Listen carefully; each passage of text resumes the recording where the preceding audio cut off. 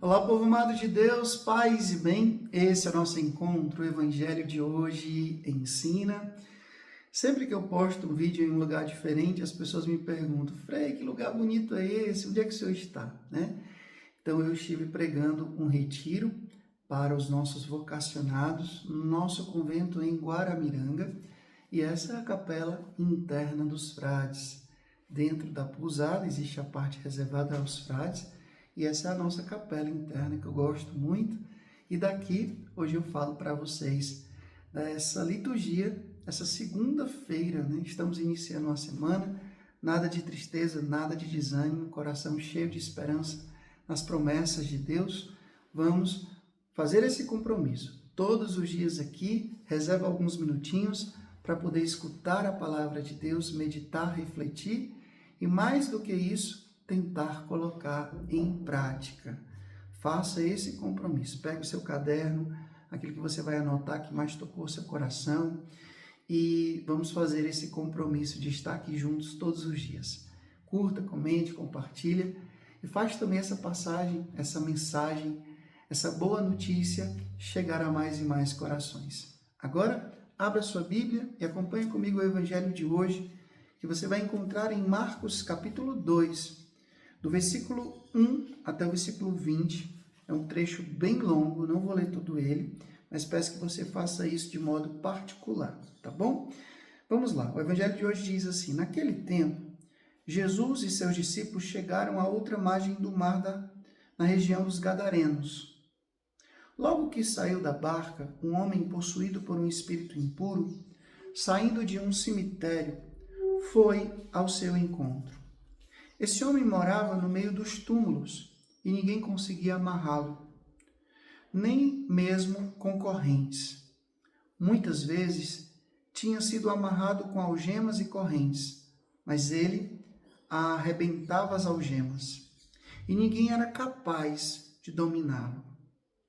Dia e noite, ele vagava entre os túmulos e pelos montes, gritando e ferindo-se com pedras. Vendo Jesus de longe, o endemoniado correu, caiu de joelhos diante dele e gritou bem alto: Que tens a ver comigo, Jesus, Filho do Deus Altíssimo? Eu te conjuro por Deus, não me atormentes. Com efeito, Jesus lhe dizia: Espírito impuro, sai desse homem. Então Jesus perguntou: Qual é o teu nome? O homem respondeu: O meu nome é Legião, porque somos muitos. Palavra da salvação, glória a vós, Senhor. Povo amado de Deus, o trecho do Evangelho hoje segue. Esses demônios pedem para que Jesus mande para ir para os porcos. E eles entram nos porcos e os porcos se precipitam ali no mar.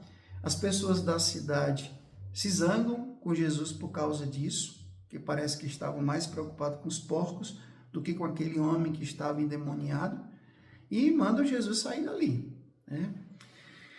O que a gente pode aprender do Evangelho de hoje? Os demônios, eles existem. Nós acreditamos nas realidades materiais, mas nós que temos fé, acreditamos também nas realidades espirituais. E antes de Deus criar as realidades materiais, ele criou as realidades espirituais. Por exemplo, os anjos. E muitos deles se rebelaram contra Deus e se tornaram demônios. A igreja ela é muito prudente, ela é muito sábia e ela é muito cuidadosa com essa questão do ministério do exorcismo, por exemplo. Existe na igreja. Por quê? Porque o demônio existe. Então, existem ministros, padres, que são designados para isso. Não é qualquer pessoa que pode, eu quero fazer e vai fazer. Não. Você pode ter conhecimento sobre o assunto, mas para exercer esse ministério, precisa ser alguém designado pelo bispo local, tá certo? E existem 3 ações extraordinárias do demônio. A primeira, a gente chama de manifestação. É quando o demônio age em objetos e lugares. A segunda é a opressão. É quando o demônio sabe da fraqueza de uma pessoa e ele pega naquele ponto e vai tentar destruir a vida da pessoa a partir daquela fraqueza, daquele vício, daquele pecado. Mas ele ainda está fora. E depois a possessão, que é raríssimo, mas é quando o demônio já não age fora, no ambiente ou de fora, ele age dentro. Então, dentre os critérios para poder a igreja reconhecer como legítima possessão, existem alguns elementos que a gente leu no evangelho de hoje. Por exemplo, essa força sobre-humana. Veja aqui, tentaram algemá-lo com correntes e ninguém conseguia dar conta. Então aqui já é um indício de uma verdadeira possessão. E Jesus chega naquele lugar e interessante, não é Jesus que vai falar com os demônios, é os demônios que vêm falar com ele. Correram ao encontro de Jesus, se ajoelharam para reconhecer o poder de Jesus, porque diante dele todo joelho se dobrará no céu, na terra e no inferno, porque Jesus é o Senhor dos senhores. Então, o senhorio de Cristo. Mas veja, eles sabem quem é Jesus. Eles dizem quem Jesus é. É o Filho do Deus Altíssimo. Mas saber quem é Jesus vai resolver tudo? Não. Por quê? Porque eles sabem quem é, mas não amam, não servem, não adoram. Saber quem é Jesus é importante? É, mas não nos traz a salvação. Porque não é somente uma questão racional, não é uma questão somente intelectual, mas é algo muito mais profundo, é um ato de fé. Então, hoje, nós temos a oportunidade de, contemplando esse evangelho, a gente entender que não adianta simplesmente saber quem Jesus é, porque os demônios também sabem.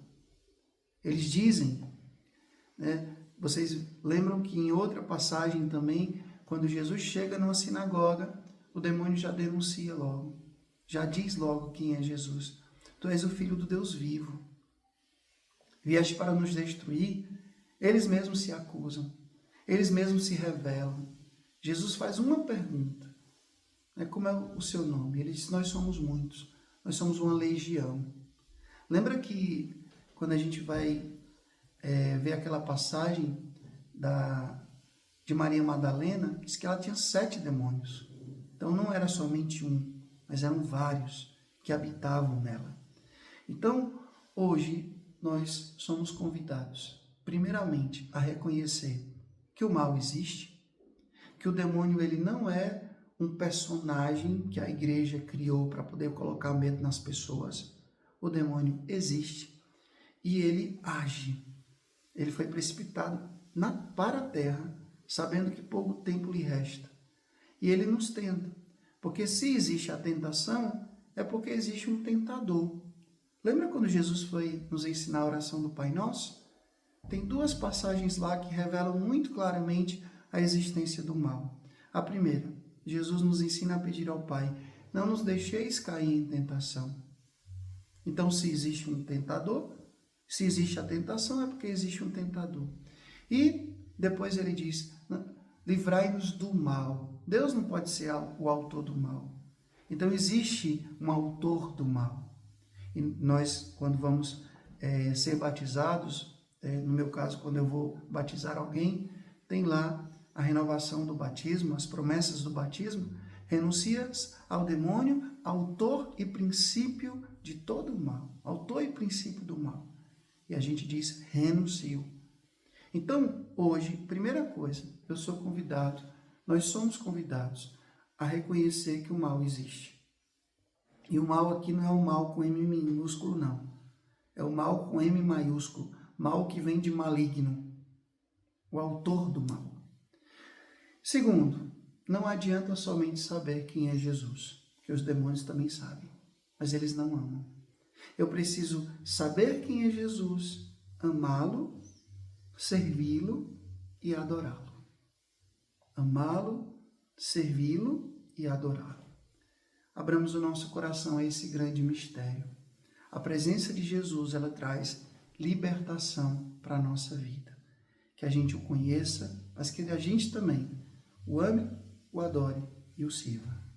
O Senhor esteja convosco, Ele está no meio de nós. Que Deus Todo-Poderoso vos abençoe. Ele que é Pai, Filho, Espírito Santo, Deus do céu, paz e bem. Até amanhã, se Deus quiser.